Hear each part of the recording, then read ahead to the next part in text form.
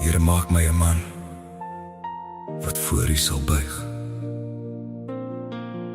wat sterk sal bly staan, maar nederig sal kniel. Gee my geloof soos Abraham se pad,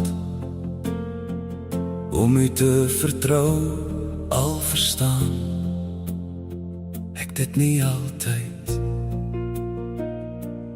Gee my die hart van Dawid, loyaal en opreg, en Josef se reinheid wanneer versoeking roep, dat ek sal wegdraai en net aan U behoort, en U eerste sal soek, o Here my God.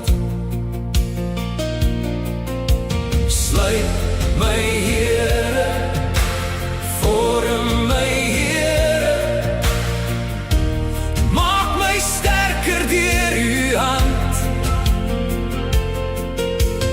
Lei my Here, stuur my Here, hou my vas wanneer ek wankel en val.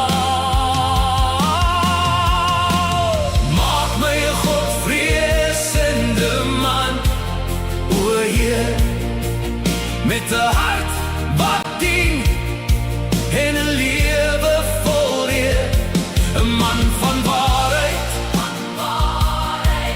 getrou aan sy woord, wat sy huis sal lei soos U dit beveel het, o Heer. Maak my 'n man wat sal bid en bly glo, selfs deur die vuur en die donkerste nood.